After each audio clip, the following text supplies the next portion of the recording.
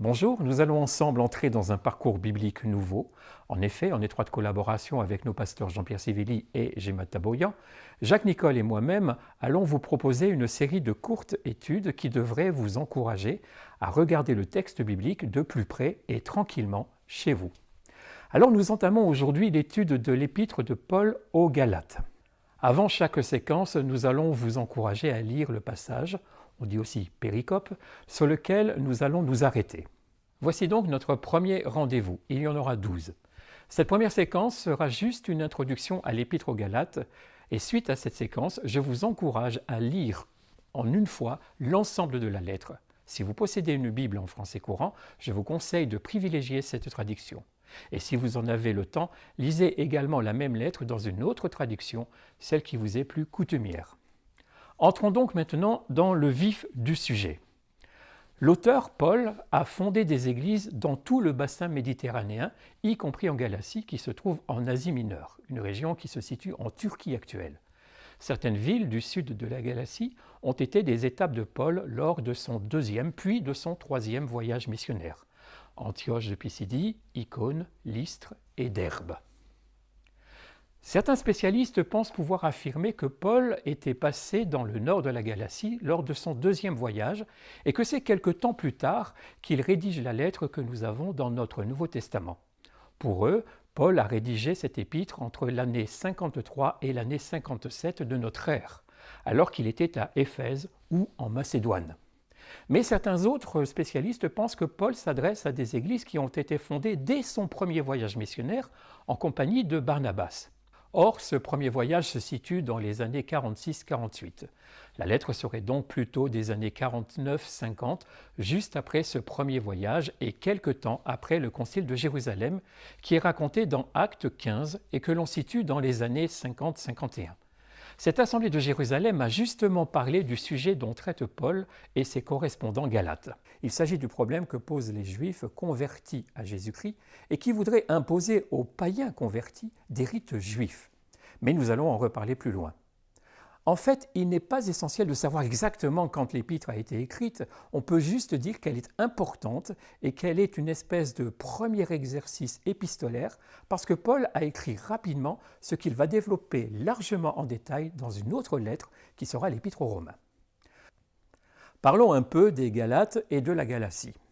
Cette région de l'Asie mineure porte le nom de Galatie parce qu'aux environs des années 270 avant Jésus-Christ, elle a été occupée par des Gaulois. Les Grecs donnaient à ce peuple envahisseur le nom de Galatei. C'est en 25 avant Jésus-Christ que toute cette région devient une province romaine et prend le nom de Galatie. Les Galates sont donc à l'origine des Gaulois migrants, envahisseurs.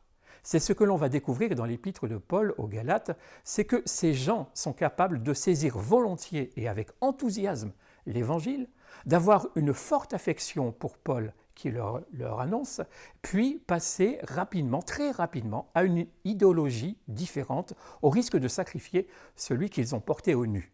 Finalement, c'est là que l'on reconnaît que les Galates sont bien des Français, versatiles et capables de brûler ceux qu'ils ont adorés. Alors pourquoi maintenant Paul écrit-il aux Galates?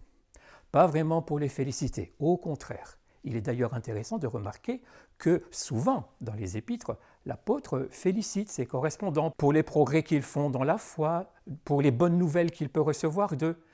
Pas de louange, en tout cas, pour les Galates. Le ton de la lettre est plutôt vif et on a même l'impression que Paul vient de recevoir des échos très négatifs de l'évolution des chrétiens de cette région. À noter en passant que la lettre est adressée à tout un peuple et non pas à des gens de telle ou telle ville. Ce n'est pas une lettre aux habitants de Éphèse, de Rome ou de Corinthe. On dirait que c'est plutôt une lettre adressée à toute une population, voire une population nationale qui est visée. Et ces gens ont mis en colère Paul, qui peut, quand il le veut, manifester des sautes d'humeur, voire un sacré caractère, à défaut d'un caractère sacré.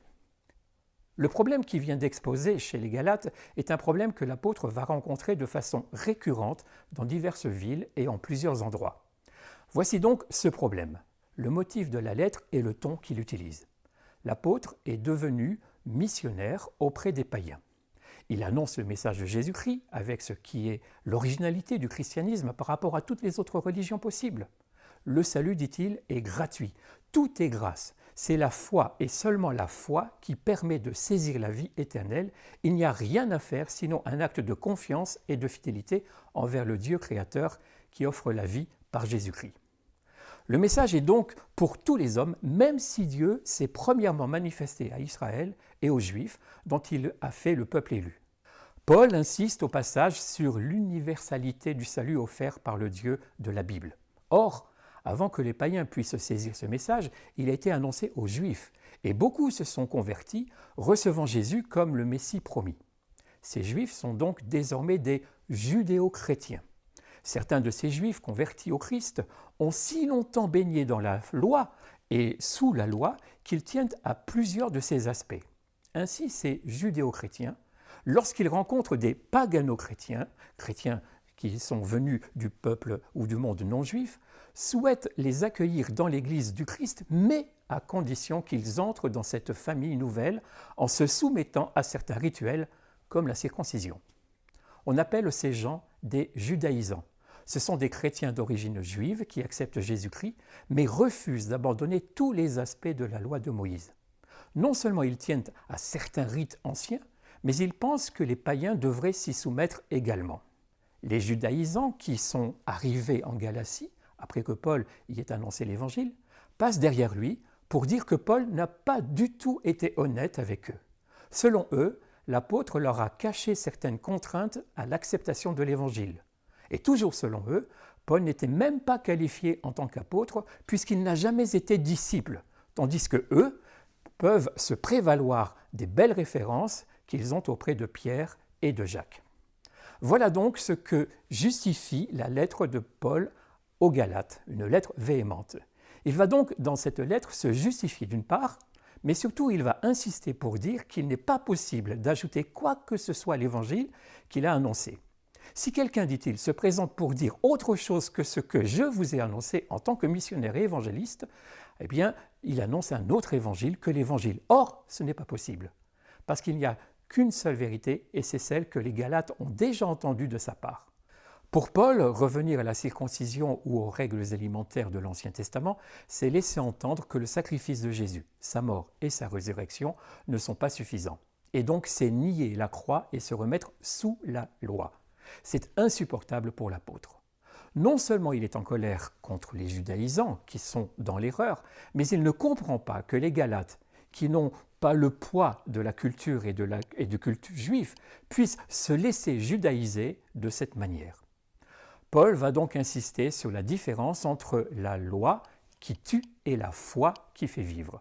Libéré de la loi, il va aussi expliquer ce qu'il en est du bon usage de la liberté et il va ainsi insister sur une notion essentielle qui est l'amour. Encore une ou deux pistes à désigner et que nous verrons dans les séquences à venir. Paul va insister sur son expérience personnelle pour bien montrer que lorsque l'on est légaliste, comme il l'a lui-même été, tout en croyant être un fidèle adorateur de Dieu, on en finit par tuer l'autre et avoir intégré une religion mortifère. Autre piste, Paul, parlant à des non-juifs, va faire appel non pas à Moïse, mais à Abraham pour bien montrer que la promesse de Dieu, celle qu'il a suscitée, la foi d'Abraham donc, est bien antérieure à la loi donnée par Moïse. Les païens qui se convertissent à Jésus-Christ sont les enfants d'Abraham et non pas ceux de Moïse. Et c'est un ancien pharisien, maître de la loi, qui le dit. Alors à très bientôt pour la suite de notre parcours dans cette épître de Paul aux Galates, aux Gaulois devrais-je dire. Et comme signalé au début de cette séquence, prenez maintenant le temps de lire entièrement cette lettre afin d'avoir une vue d'ensemble. Alors je vous souhaite une bonne lecture.